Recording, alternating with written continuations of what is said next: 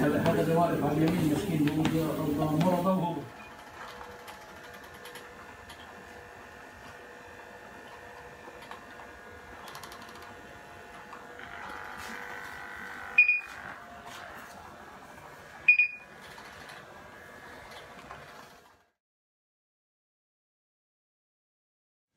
What is up, YouTube fam? I haven't spoken to you for a while. Understandably, I've been a bit unwell from the whole process. I'm currently on day plus 11 of the transplant, and I haven't been feeling too flash, or not well enough to really talk in this sort of way. Just for my own well-being. I've had a really sore throat, which kind of prohibited my speaking. It still kind of is, especially when I'm swallowing. It's rather painful. And also the main thing I'm experiencing as well is perianal pain, which is a bit unpleasant to speak about, but it needs to be mentioned. Currently it's like 9:30 on day plus 11, and today I'm having my last bag of chemo, they say. It's one of the immunosuppressant ones, but it's a chemotherapy nonetheless. So we've missed out on quite a lot of footage over the last few days. Obviously yesterday I shaved my head, which you can see because it was falling out once again, and we're still here. I'll probably be here for another few days, probably maybe a week, we'll see, but that's okay. I am speaking a bit weird as well because I've got some sores in my mouth.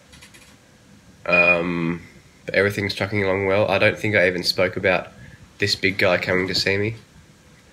The footage is obviously on there, but Sean Roden came and saw me here in my room because he's been following my journey on Instagram for like probably 2 years, probably less than 2 years. And I saw him at the Arnold Classic Australia last year at Doldy's gym. I don't think he recognised me because I was just kind of approached him and asked him for a photo and didn't really talk. But now, I guess since he's been following me, he knows who I am. So he messaged my mum, and he surprised me and came along and visited me as well. So yeah, another great surprise. And he did have quite a lot of wisdom to share with me about the whole life and bodybuilding, that sort of stuff. So it was really nice to see him, and I hope I can see him again soon. Probably next year's the Arnold's or something like that. It's due to the pain I've been experiencing over the last few days. I've been put onto a PCA, which is a patient-controlled analgesia, which is basically if I feel pain, I click this button and it gives me a drug. The drug of choice for myself is fentanyl. The other options are like morphine and that sort of stuff, but fentanyl's the least reactive. Well, yesterday they gave me ketamine because I was still in pain, and that just ruined my body. I vomited 4 times from it after only having like 15 micrograms of the drug, or milligrams. Just didn't tolerate it at all, so I vomited it, and despite not eating anything for the last 2 days, there was still stomach acid and mucus coming out via the vomit. And I managed to even get a drink down because obviously I can't eat. I haven't spoken about that yet. I can't eat because of my swallowing, and my drinking is gone as well. So they've put me on this little bag here, the big bag, the big grey one up there, and that's got all of my, it's like already pre-digested food in its most simple form. Like instead of having protein, fats and carbs, it has amino acids, lipids and glucose. And it's got all the macronutrients on there, including all the micros and the minerals and stuff on there as well. So I might show you that later on. But it's super interesting because it just goes into my chest port. I don't have to eat anything, and I don't even expel anything via poos in the toilet. So it's very interesting. I still have to go to do wheeze and stuff because they're putting fluid into me, but there isn't any pain with that sort of stuff. Other than that, there isn't much else to say. I'm still trying to do some exercise every single day. I am retaining a tiny bit of water in my eyes. I'm a bit puffy, and also in my ankles, maybe my hands as well, which is totally fine. It's to be expected. But I've got my blood counts up there over the last 11 days, which I'll talk to you about, which is rather interesting. But for the moment, I think I'll just chill, and then I'll see you later on in the day. Last bit of chemo immune suppressant drug I'm having here in hospital.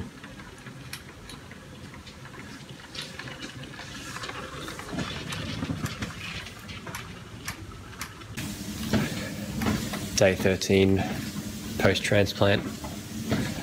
Still doing my cardio. Slow, but still getting it done. What's your excuse? So it's April 1st, day 15 post-transplant, and things have been going really well. Like, I'm sorry for the lack of videos over the last week or so. I just would have thought that my well-being would be on top of recording videos, hence there wasn't that many videos recorded. At the moment, I'm feeling really good. My blood counts have recovered significantly, which I'll show you before I go. But the news is today, day 15, I'm leaving the hospital, being discharged. So, day 15 is a very early day for people to be discharged. They usually don't even have their bone marrow recover until like day 16, they told me. But mine recovered on day 12, and it's produced heaps of really good cells already. I've got a little whiteboard up there with all my blood counts for the last 2 weeks, so I'll show you that in a second.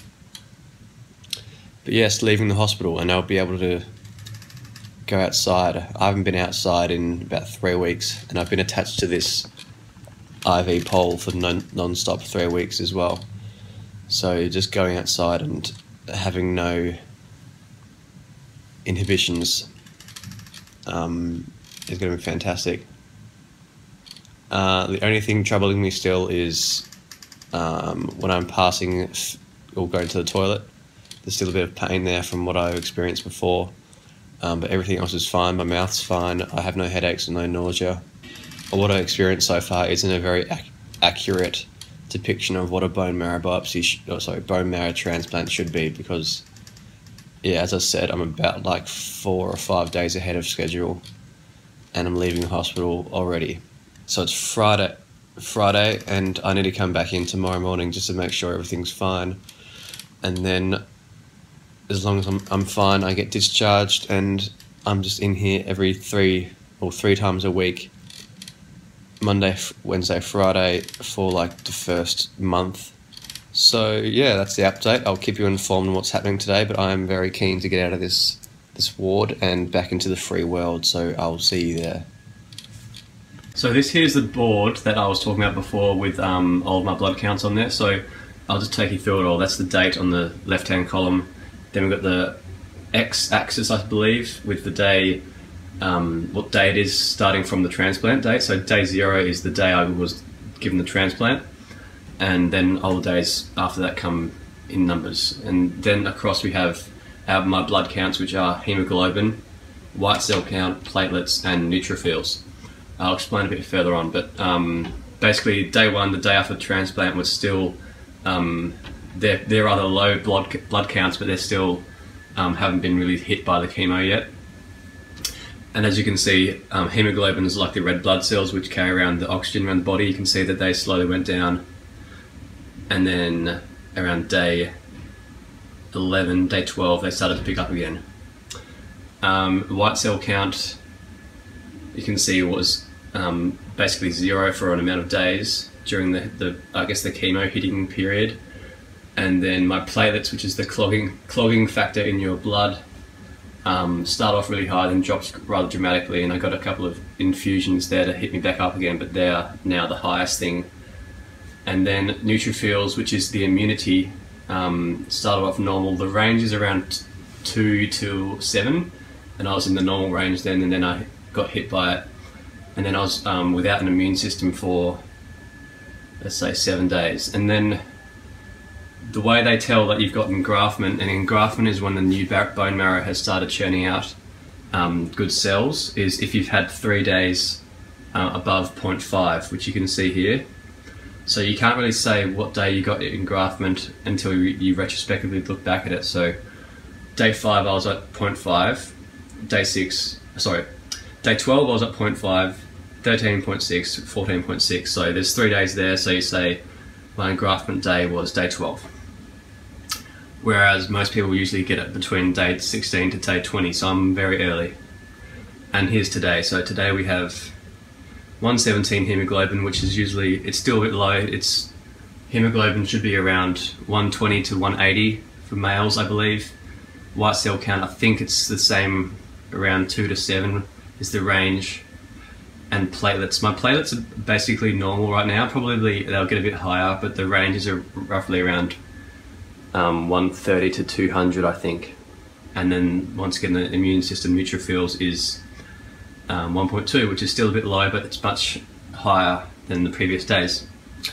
And today is April Fool's, so I was wondering if this whole leaving hospital thing was going to be a joke. However, it isn't. It's like 10 o'clock right now, and I'm soon to be out there. And maybe you can see in the reflection of this mirror that I've been disconnected from this window. I've been disconnected from my IV pump for like the first time in 3 weeks without it being cleaned.